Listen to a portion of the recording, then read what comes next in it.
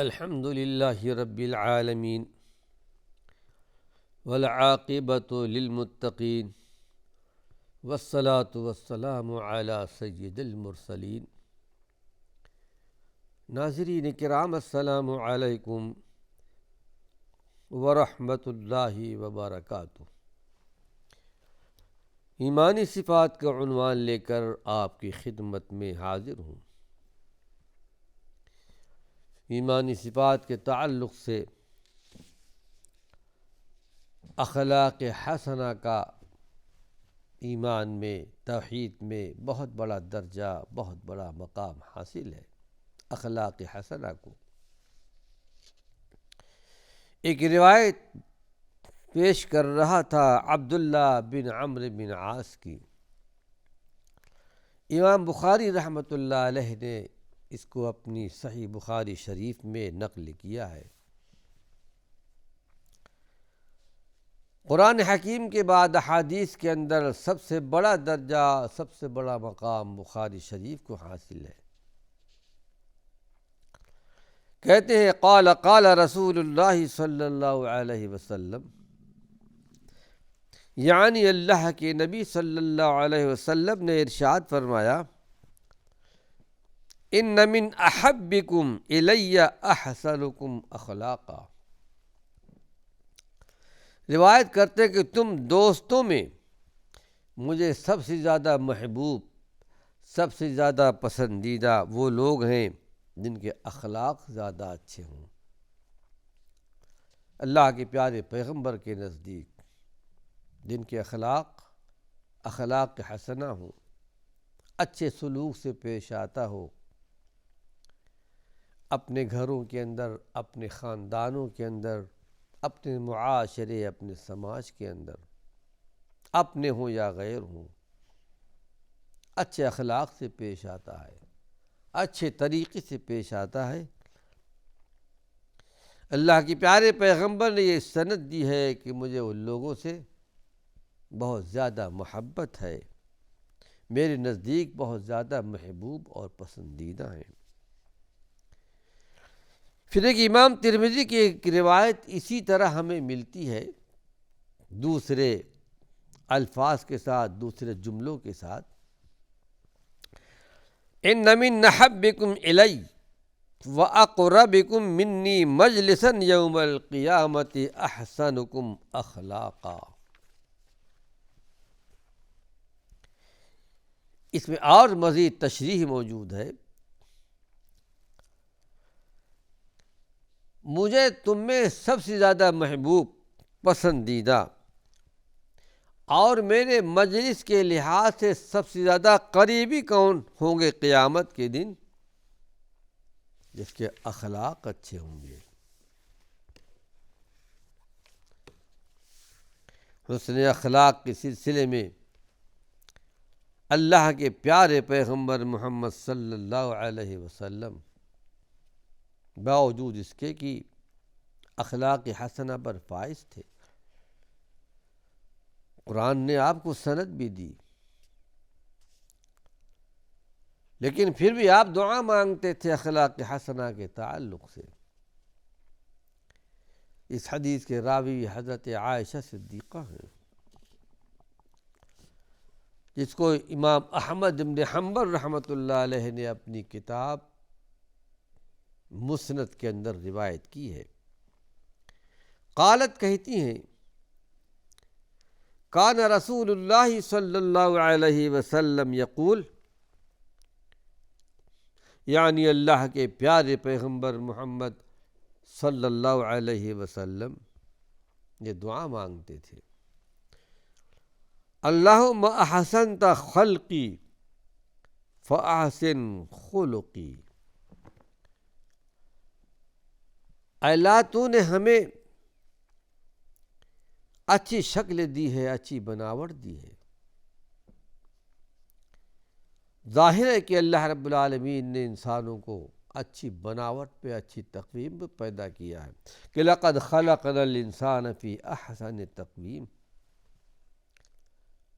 ہم نے انسانوں کو بہترین بناوٹ پر پیدا کیا ہے، اچھی خوبصورتی ہم نے دی ہے۔ جو خوبصورتی اللہ نے انسانوں کو دی ہے وہ کسی کو نہیں دی۔ پھر یہ کہ وَكُلَّ شَيْءٍ خَلَقْنَاهُ بِقَدَرٍ، ہر چیز کو ہم نے بڑے اندازے سے پیدا کیا ہے، ہر چیز کا ایک انداز ہے۔ تو اللہ رب العالمین نے کہا جسم کی ظاہری حیثیت بھی میں اچھی بناوٹ اللہ نے دی ہے۔ جس طرح تو نے میرے جسم کو اچھا بنایا، اچھی بناوٹ پہ پیدا کیا، فحسن خلقی، اے اللہ فاحسن خلقی، اسی طرح میرے اخلاق کو بھی اچھا کر دے۔ اس سے پتہ چلتا ہے اگر کوئی آدمی اخلاق حسنہ کی پیروی کرتا ہے، اللہ کے پیارے پیغمبر کی اچھے اخلاق پر فائز ہو، پھر بھی اس کو دعا کرتے رہنا چاہیے، اور مجھے اللہ اچھے اخلاق پر قائم کر دے، میری ساری زندگی اخلاق حسنہ ہو، اس پر تو قائم رکھ، اس سے دعا مانگنی چاہیے۔ حسن اخلاق کے تعلق سے اور بہت ساری دعائیں ہمیں ملتی ہیں اللہ کے پیارے پیغمبر کی، جو انشاءاللہ کبھی موقع آئے گا کتاب الدعوات کے اندر جہاں دعاؤں کا بیان ہے انشاءاللہ بیان کیا جائے گا۔ مسلم شریف میں ایک حدیث ہمیں ملتی ہے علی رضی اللہ عنہ سے، اللہ کے پیارے پیغمبر محمد صلی اللہ علیہ وسلم کی نماز تہجد کی کچھ تفصیل بیان کی گئی۔ اس میں یہ کہ آپ نے نماز کے دوران جو دعائیں اللہ سے کی ہیں، اللہ سے مانگی ہیں، رات کی نمازوں میں، دن میں تو آپ دعا مانگتے ہی تھے لیکن رات کو دعائیں اور زیادہ قبول ہوتی ہیں، فرض نمازوں کے بعد دعائیں قبول ہوتی ہیں۔ ایک دعا آپ یہ بھی تہجد کی نماز کے بعد مانگتے تھے کہ وَحْدَنِي لِأَحْسَنِ الْأَخْلَاقِ، اللہ تو مجھے اچھے اخلاق کی بہتر سے بہتر اخلاق کی رہنمائی فرما، جبکہ اچھے اخلاق پر آپ فائز تھے۔ لا يهدي لأحسنها إلا أنت، اللہ مجھے اچھے اخلاق کی ہدایت ملے گی تو صرف تیری طرف سے ملے گی۔ حقیقت میں اس کی شرح ہے لا حول ولا قوة الا باللہ،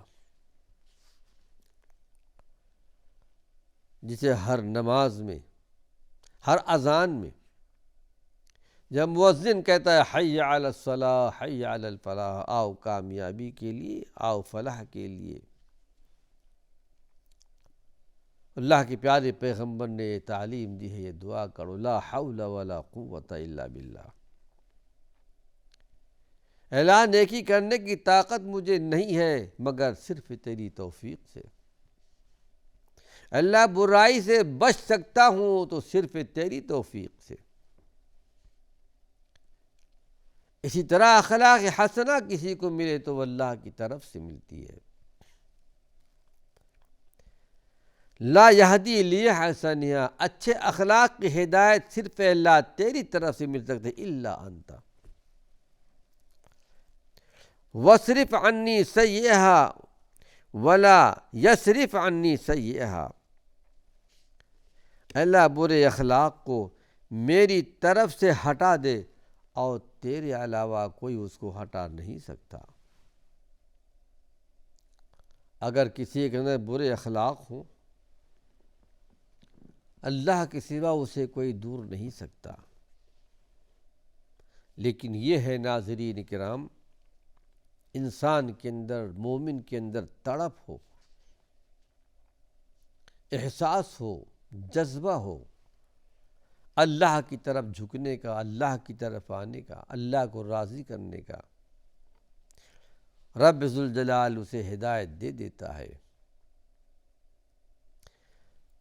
اللہ یعنی اللہ ہدایت اسی کو دیتا ہے جو اللہ کی طرف جھکنا چاہتا ہو، اللہ کی طرف آنا چاہتا ہو۔ یہ ساری احادیث ناظرین کرام جو بیان کی گئی تھیں اخلاق حسنہ کے فضیلت کے تعلق سے، اخلاق حسنہ کی اہمیت کیا ہے، لیکن آئیے اخلاق حسنہ کے مراحل کیا ہیں، مراتب کیا ہیں، کس طرح ظاہر ہوگا کہ اس کے اندر اچھے اخلاق ہیں۔ اچھے اخلاق و برے اخلاق کی تمیز کرنے والی چیزیں بھی آپ کے سامنے بیان کر دوں۔ ایک تو ہے رحم دلی اور ایک ہے بے رحمی۔ رحم دلی کیا ہے؟ اچھے اخلاق، حسن اخلاق۔ بے رحمی کیا ہے؟ یہ برے اخلاق ہے۔ اخلاق کا تعلق رحم دلی سے ہے، جس کے دل کو اللہ نے نرم کر دیا ہو، رحم پیدا کر دیا ہو۔ پھر یہ کہ رحمت کیا ہے؟ اللہ رب العالمین کی خاص صفت ہے، اور پھر اللہ کی رحمت کا کیا مقام، کیا درجہ۔ یعنی حدیث شریف میں یہ بات ہمیں ملتی ہے کہ سب سے پہلے اللہ نے قلم کو پیدا کیا، اللہ نے حکم دیا کہ لکھ، ماذا اکتب، میں کیا لکھوں۔ سب سے پہلے اللہ نے یہ لکھوایا لوح محفوظ کے اندر، ان رحمتی سبقت علی غضبی،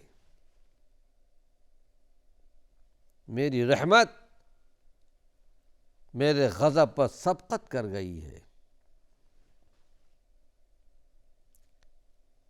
اللہ رب العالمین جس کی صفت رحمان اور رحیم ہے، بہت رحم کرنے والا، تو حقیقت میں رحمت کیا ہے؟ قرآن حکیم میں وَرَحْمَتِي وَسِعَتْ كُلَّ شَيْءٍ، میری رحمت ہر چیز پر وسیع ہے۔ اللہ رب العالمین کی رحمت ایک خاص صفت ہے، رحمان الرحیم اس کے خاص نام ہیں اسماء الحسنہ میں، اور جن بندوں میں اللہ تعالیٰ کی اس صفت کا جتنا عکس موجود ہو، ظاہر ہے کہ اللہ رب العالمین کی رحمت ایک الگ چیز ہے، اور اللہ کے بندوں میں ایک دوسرے پر رحم کرنا وہ بھی ایک بندوں کی صفت ہے۔ اللہ کی صفت کا اونچا مقام ہے، اونچا درجہ ہے، اور اللہ نے بندوں میں بھی یہی بات رکھی ہے رحم دلی کی۔ جن بندوں میں اللہ رب العالمین کی صفت کا جتنا عکس موجود ہوگا، اتنا ہی مبارک اور اللہ رب العالمین کی رحمت کے اتنے ہی مستحق ہوں گے، اور جو جس قدر بے رحم ہوں گے اللہ کی رحمت سے، اسی قدر وہ اللہ کی رحمت سے محروم ہوں گے۔ اگر کسی کے اندر رحم دلی ہوگی، اللہ کی طرف سے اس پر رحم و کرم آئے گا۔ بے رحمی اگر کوئی آدمی کرتا ہے، شقاوت ہو، بدبختی ہو، سختی ہو، اللہ رب العالمین اپنی رحمت کو چھین لیتا ہے۔ بظاہر دنیا کے اندر عیش و آرام کی زندگی بسر کرتا ہو، لیکن حقیقت میں اللہ کی طرف سے پکڑ آ ہی جاتی ہے کسی نہ کسی موقع پر۔ یا تو دنیا میں پکڑ لیتا ہے، پھر آخرت میں تو اللہ پکڑنے والا ہی ہے۔ دنیا میں اللہ ڈھیل دیتا ہے، مہلت دے دیتا ہے، سنستدرجہم من حیث لا یعلمون، اچانک پکڑ لیتا ہے اس کو پتہ بھی نہیں چلتا کہ یہ مصیبت کہاں سے آئی ہے۔ آئیے، دوسروں پر رحم کرنے والے حقیقت میں اللہ کی رحمت کے مستحق ہیں۔ جو اللہ کے بندوں پر رحم کرتا ہو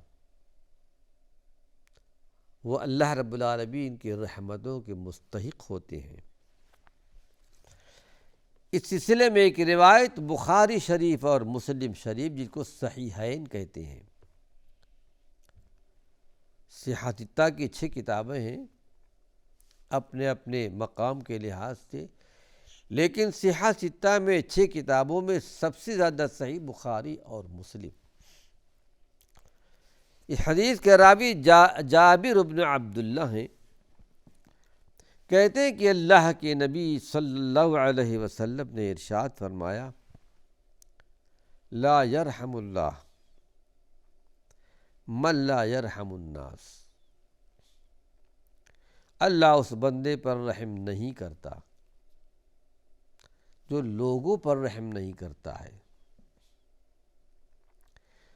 اور پھر جس کے اندر شقاوت ہو، سختی ہو، بدبختی ہو، بے رحمی ہو، اگر دنیاوی زندگی اس کی عیش و آرام کی زندگی ہوگی تو یہ سمجھ لیجیے کہ اللہ کی طرف سے ڈھیل ایک مہلت ہے، پھر اچانک اللہ کی پکڑ آتی ہے۔ لیکن حقیقت میں جو اللہ کے بندوں پر رحم نہیں کرتا، اللہ اس پر رحم نہیں کرتا۔ اس حدیث میں الناس کا لفظ آتا ہے، مومن کا لفظ، مسلم کا لفظ نہیں آتا۔ یہ لفظ عام ہے، مومن ہو، کافر ہو، فاسق ہو، فاجر ہو، کسی مذہب سے تعلق رکھنے والا ہو، الناس کا لفظ اللہ کے نبی نے فرمایا کہ اللہ اس پر رحم نہیں کرتا جو لوگوں پر رحم نہیں کرتا ہے۔ وقت ختم ہو چکا ہے، اللہ نے چاہا تو اس کی وضاحت اپنے اگلے درس میں پیش کروں گا، غور سے سنیے۔ وآخر دعوانا ان الحمد للہ رب العالمین۔